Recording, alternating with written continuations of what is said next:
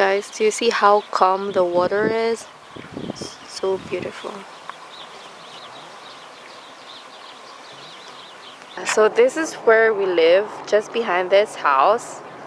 So we're here at Sydney Marina. We're just walking around and looking at some boats to motivate Felix to buy one someday. I think I found my dream boat now. That's pretty. This one. That's too big though. That's pretty expensive. Do you think how much would that boat's cost like us? 80,000. 80,000? God. In good condition. Let's just dream for another 10 years.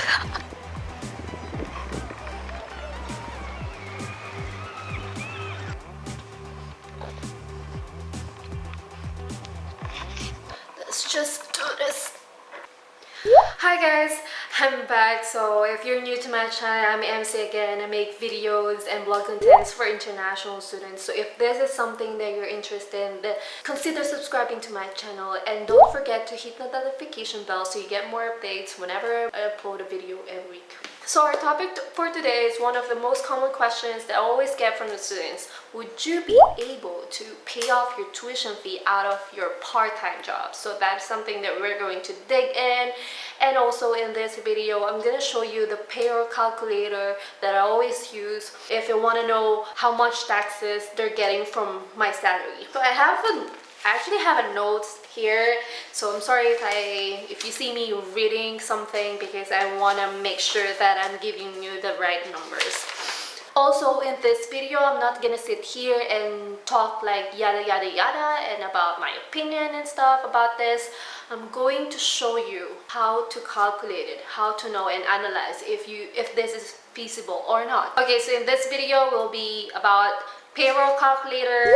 We're going to show you how much the monthly income of the students, your monthly expenses, and at the end you will see how much will be your saving. So if that is something that you want to know more about, then keep on watching. So now let's move on to monthly income. Here in Canada, every provinces, they have different rates. You're going to get like around $15 per hour. So that will be here in British Columbia. Keep in mind that you're only allowed to work 20 hours a week if you're studying, and during your semester's break, you can work up to 40 hours a week, or more than that actually. You can work full-time. So now let's hop into my computer and I'm going to show you the payroll calculator to see how much will be your taxes and your net income. So just go to Google, type in payroll calculator.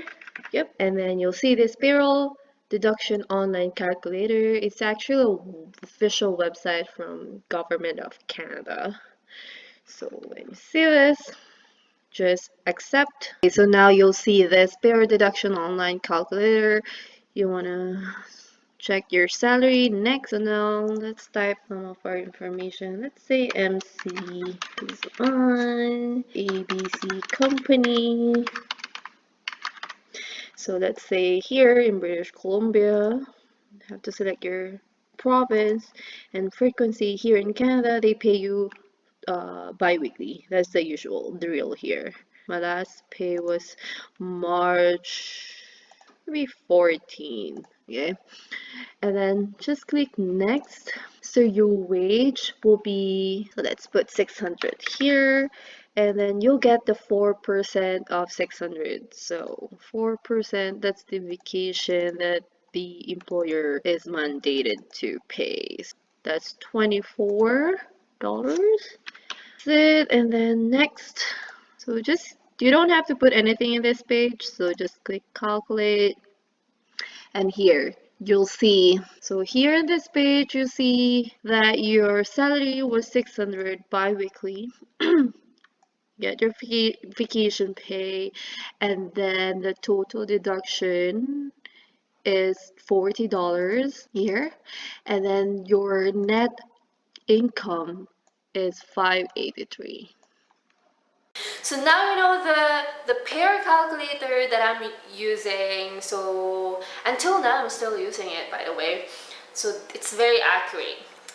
So if you're going to total that up, if you're working part-time, that will be around 1,166. If you're working full-time, that will be around 2,086 per month. So now you know how much your income, okay?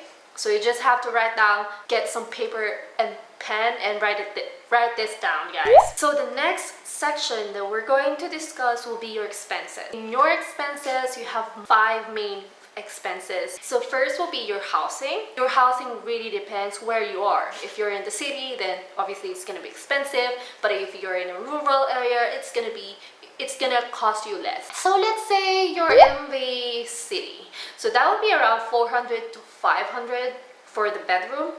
So let's say 450 a month. Next one will be your transportation. Your transportation, sometimes that's included in your tuition fee or miscellaneous fee. So double check that one.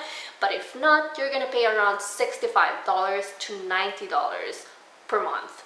That's the monthly pass. So the next one will be your phone provider. This one is really standard across the board. It will be around, let's say, $35 a month. And then the next one will be your food. This one depends how much you eat and if you really love eating or cooking. So for me, 200 to 300 a month is sufficient. And the last one will be entertainment. We cannot avoid that. Sometimes we have to spend time with our friends, relatives. So if you want to eat outside, I don't want them to pay your dinner, right?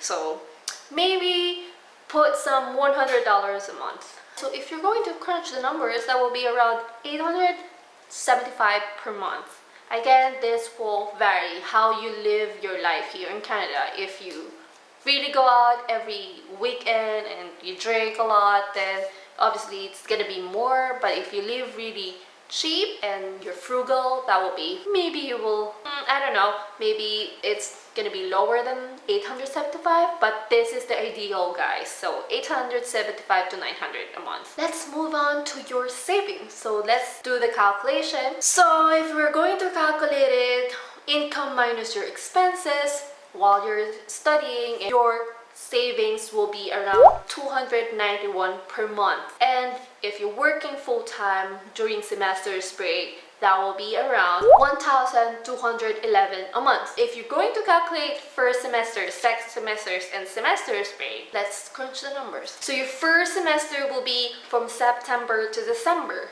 So 291 times 4 months, that will be around 1,164. So that will be the same in your second semester from January to April. If you're going to calculate 291 times 4 months, that will be around 1,164 in total. During your semester's break, you're going to work full time, so that will be from May to August. Then the total savings will be around 4,844. So if you're going to total that up, your total savings from first semester until semester's break, that will be around 7,172. So that's pretty good. However, you can only pay off your one semester. It's not feasible that you will be able to pay off your full or 1 year tuition fee. So if you're planning to go here and you're planning to work and hoping that you can pay off your 1 year tuition fee, then it's not enough. It's not possible. Also, just keep in mind that yes, you can work up to 20 hours a week, but there's no guarantee that you're gonna get 20 hours a week. Some companies, they give you around 14 hours or 16 hours a week. So always think about the worst case scenario. Like in this video, I gave you the best case scenario. Yeah, I can work 20 full-time and I can just live really cheap, but then there are some other circumstances that could happen, right? My suggestion will be secure your 1 year, secure your tuition fee and just use your part-time job to pay off your cost of living. That's really enough. Okay, I hope you guys find this video helpful. If you like this video, then give it a thumbs up, and next week I'm going to upload again another video. If you're planning to apply for a student permit, or if you don't know how to make your student plan, I have a checklist, I have a guideline. Download that and click the link below and in the description box, and I'll see you next week, guys. Don't forget to subscribe, and I'll see you next week. Bye.